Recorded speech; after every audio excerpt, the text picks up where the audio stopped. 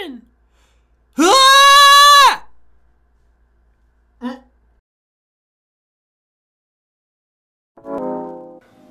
What's up, you guys? Hey guys, what's up? Today we have a very special episode for you. I mean, it's kind of old, but you know, this guy's shirt right here might explain a little bit. We're not talking Hyrule Warriors, we're talking Breath of the Wild. Anyways, thanks guys for tuning in today. We're just having a great afternoon.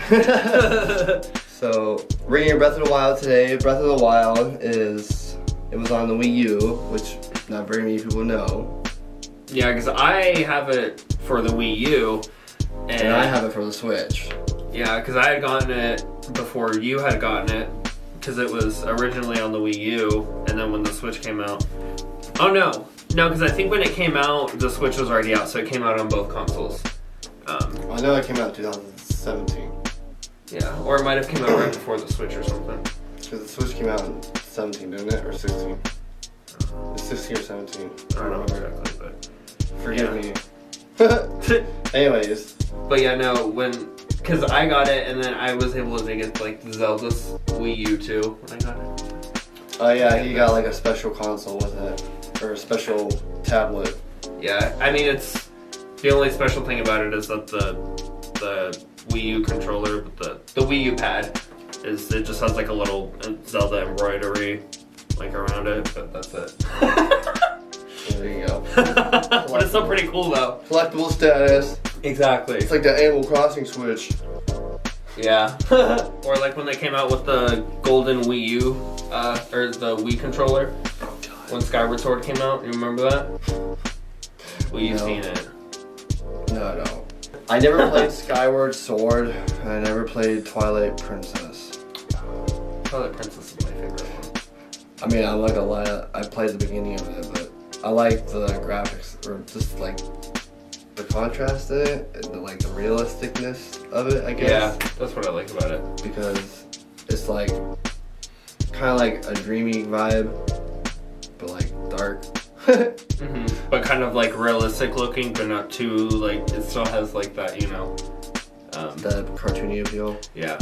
But it's like realistic enough to where it makes it look cool. Right. Especially for like the time it came out too. Right.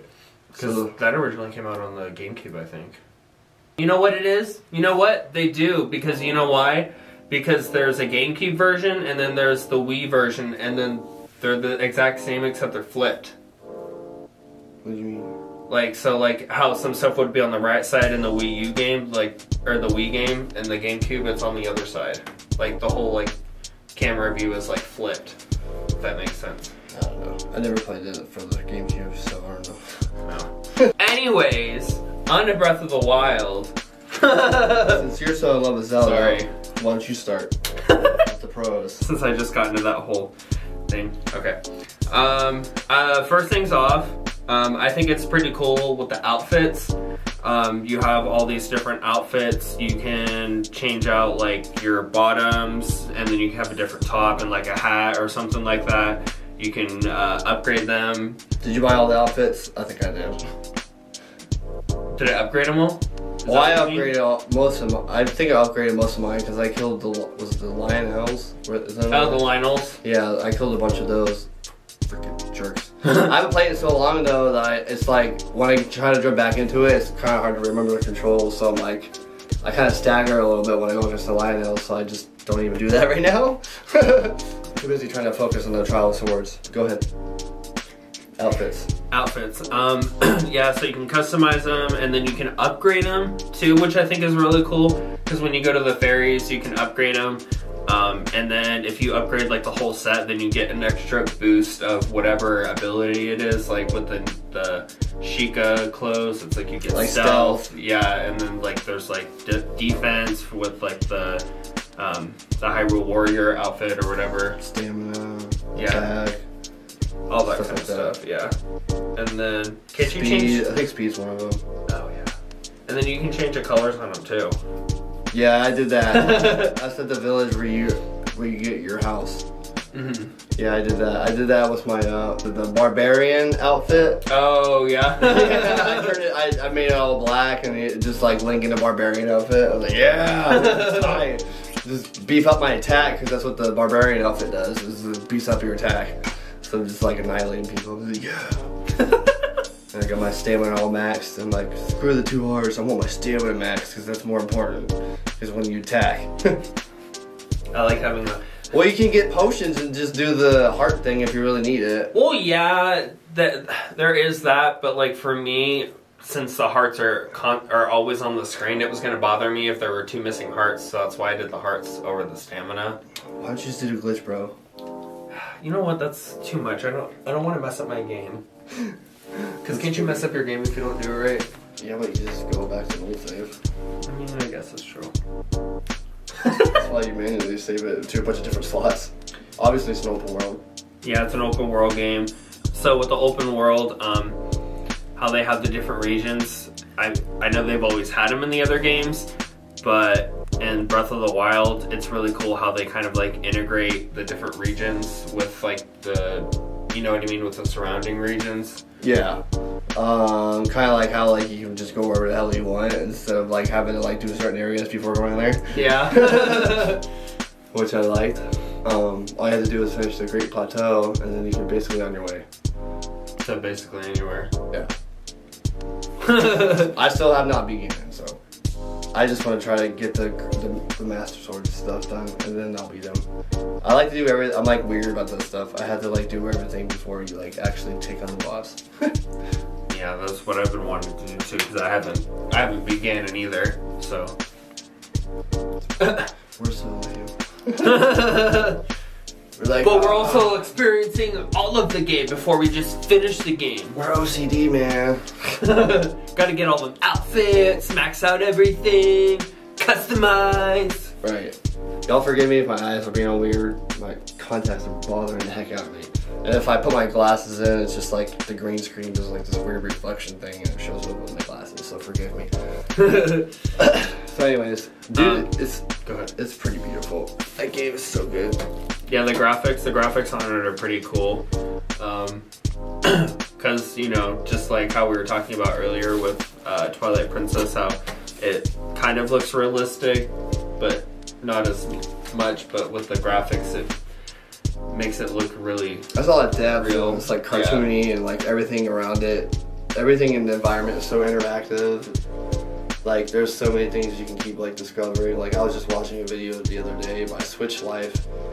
And they were like, dude, there's so many things you can find in this game. Like you can feed the squirrels and the deer and like the dogs, obviously, and like, you know, all the domesticated animals. But you can feed like, you know, some of the wild animals too. It was really cool. Apparently they said the foxes don't eat anything. But I was like, what? Like that's crazy though. That, you know, you can do all that stuff. So like everything's so interactive, you know. But what's next? Yeah. The different weapons that you can have. So yeah, I do like that. I don't even know where to start. I mean, because you can have twigs as a weapon. You can. Everything breaks, but yeah, you can have so many items if you get all those little Korok poops. The seeds. Yeah, the Korok seeds, but they're actually Korok poop. Oh yeah. What else? Going along with the weapons, the Master Sword, I think is pretty cool that the Master Sword doesn't break, but at the same time, like it does. It has like a cooldown time. Yeah, so, you know, if you use it so much, then, you know, you have to wait what, like 10, 20 minutes or something like that for it to cool down, and then you can use it again. Yeah, or just sleep. Yeah. But then again, if you're in the middle of like doing like important stuff, it's kind of hard to do that. So I did like too how it had a lot of side missions. Like it just like kind of gives you stuff to do in like the game. Yeah, I still have a few side missions to do. That's where I got most of my armor and stuff like that from all the DLC stuff. Oh yeah, the DLC stuff too. Yeah, stupid money grab. Also, I wish the Trial of Swords wasn't like so stupid. That was so stupidly dumb. Yeah, it's so stupid, man. Like, it just make you start bare naked and then go through all this crap just to get your power-ups on your stupid sword. I'm like, dude. I'm like, master modes might be a challenge. Why don't you do the tribal swords differently if you're going to have master mode? I feel like it's too much. Or at least I feel like they should have done it like with more resources inside of it. Yeah. Because there's not enough resources, I feel like. I mean, I'm sure it's probably tedious and it takes time, but that's the problem, is that like I don't want to spend a whole freaking day doing the trial swords. Yeah. You know what I mean? Like, God. When you can spend a whole day playing the game doing a lot of other stuff. Well, yeah, it's like I literally have like stopped playing the game because of that, and then I go back to play it, and then I'm like, okay, now I remember why I keep stopping playing it. Is because the stupid trial of swords takes forever. And every time you die, you have to start all over, so it's like pointless. Like, ugh. Like, I'd rather go do something that's shorter than that. Oh yeah, so kind of going back to outfits, how you can customize your steed with like different armor and stuff. I think that was pretty cool too. Like it wasn't like, you know, something really big in the game, but I feel like it was a cool little, you know, kind of thing that they put in the game that you can do. Recipes.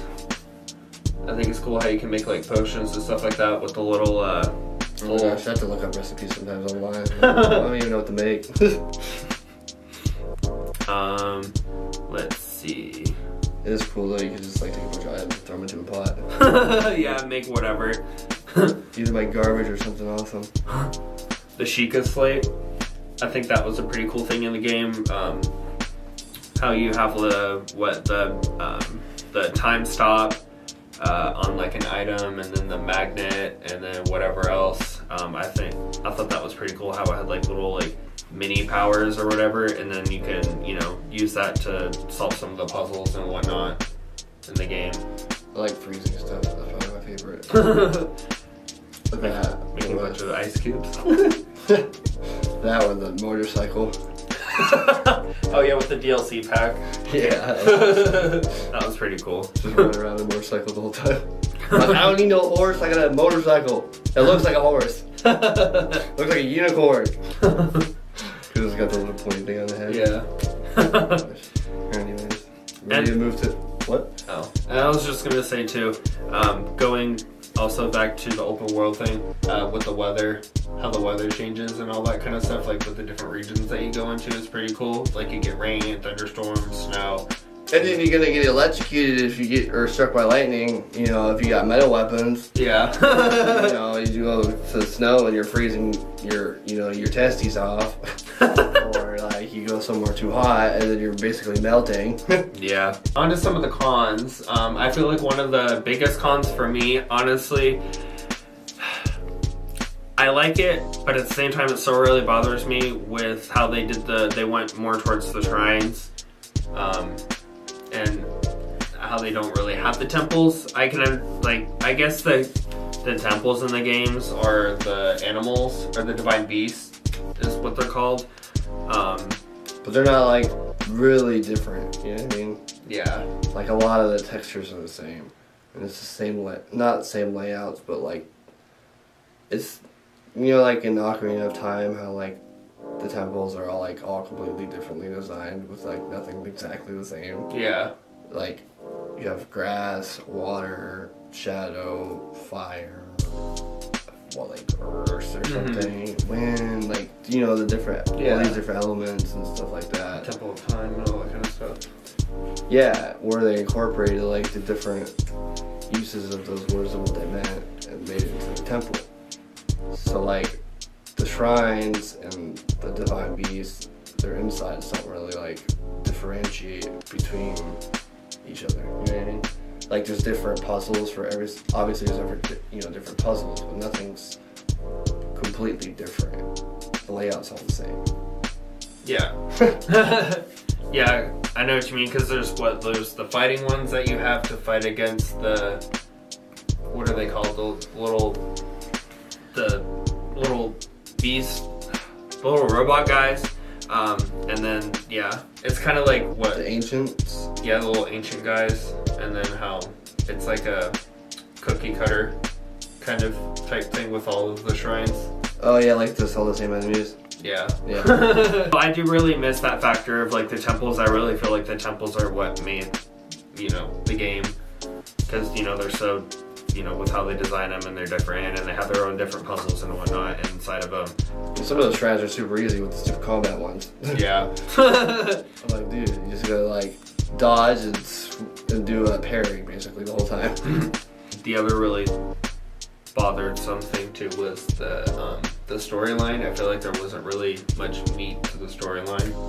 You know what I mean? Oh, because everything was a memory. And Yeah. like you didn't really see like there wasn't really cutscenes as were like collectibles, or you just watched dialogue from like movie clips or something. From like clips out of like a movie scene. So they're not like really inside the game, because you're just like looking at them through the Sheikah slate, like kind of like an iPad. You know what I mean? Yeah. So it's like, okay, well, I don't know what this, like, it's not really, like...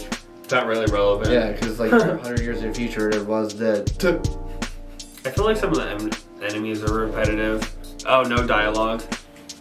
Except for like whatever few things that they say in the memories. Yep. Yeah, right. And like whatever sounds they make, and that's it. Right, I wish there was some dialogue. That'd be pretty cool, except for like, ah, ooh, ee, ha, stuff like that. Yeah. Oh, what? That's some funny stuff. I don't know what else. That's all I can really think of. Anyways, I guess that's it. I don't know what else to talk about besides how freaking awesome and beautiful. Oh yeah, I do wish they had more diverse enemies. There's not enough enemies, like variety-wise. There's like, I'd say at least 20 different kinds of enemies, like in the plains, just in the normal atmosphere. And the only differences between, and I say the same by like, I'm talking about the same enemies not switching their colors by like their expertise or how hard they are. You know what I mean? Because you know some other colors are different by how hard they are to beat. Yeah. So it's like really, I'm like, you can like make another character instead of recycling the old character with a different color.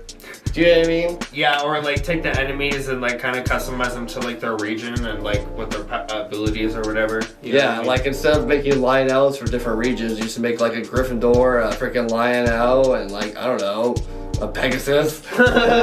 You know, like something, you know, variety of like ancient hybrid species.